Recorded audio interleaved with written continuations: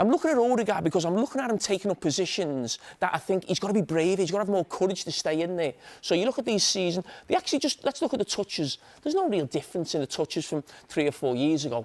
Percentage of touches on the flanks, you can see, again, pretty normal. And then you get here. That's a big jump. That is a really big jump, and we've just shown highlights there to sort of highlight that, some of the clips in that.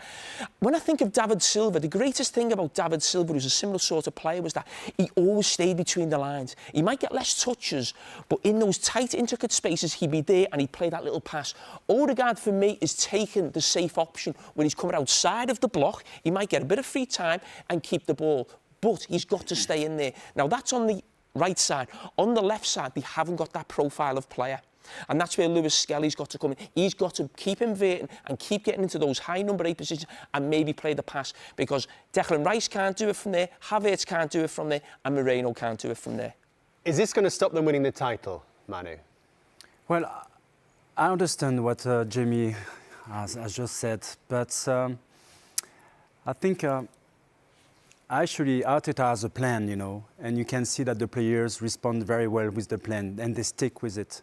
And they play on the wide areas all the time, and they are very good at it, you know.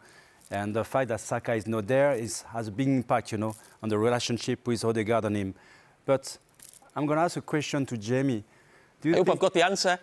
No, I mean, I agree. You know, Arsenal can improve in so many areas, you know, and this is one of them. But do you think they have the profile of the player, except Odegaard? Probably Carragher, we can, you know, drop. No, and that's my point. I don't think so they that's have why the they stick with the plan. Yeah, of course. But what I'm saying is then so many of your attacks to become predictable. Eventually, that you've only got one way of going around. It works because in one game they score goals and they create chances. But expected my goals. point being is, defensively, Arsenal and Liverpool are pretty similar. I think Arsenal have probably got the edge defensively. But when you look at those numbers of the XG and the goals Liverpool have scored, they're a long way above Arsenal. So my point is, they need to add this to the game as well as getting on the outside of teams if they're going to match Liverpool and win the title. Okay, on the table you've shown, you know, where are Liverpool actually? Ninth. Where are they on the table? Top. So you agree with me? And they're 6 points clear. So, I mean, okay. They're 6 points clear with a game in hand. So are we saying the title race is over right now? I know that you will disagree with me, but I'm pretty sure because by experience I know that. You know, we've done it in 1998, and we've seen that this season again with Manchester City. You know, they were fighting, you know, for the best position, and they dropped. Chelsea as well. They were second for weeks as well. So things go so fast in the Premier League. This was an extraordinary sequence of results that you just referenced. We had this discussion with Jamie before, and he said to me, with all the striker you have in Arsenal, you cannot win the Premier League. I disagree with that, because they're not far from Liverpool by scoring goals. Liverpool have 50 goals, Arsenal have 43.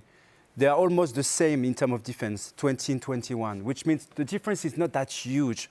It's the points they drop when they are under controls in games, just like what happened against Newcastle, for example. On this run, because you were keeping clean sheets, you were winning games by the odd goal. How many times we won 1-0? Yeah, but you won 15 of the last 18, which took you all the way to the title, which was an extraordinary achievement. Consistency in performances and results is the most important things, you know, if you want to win the Premier League.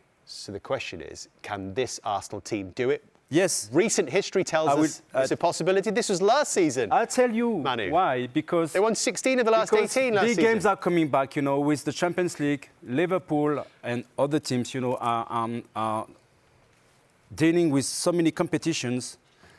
Arsenal, they have so many injured players.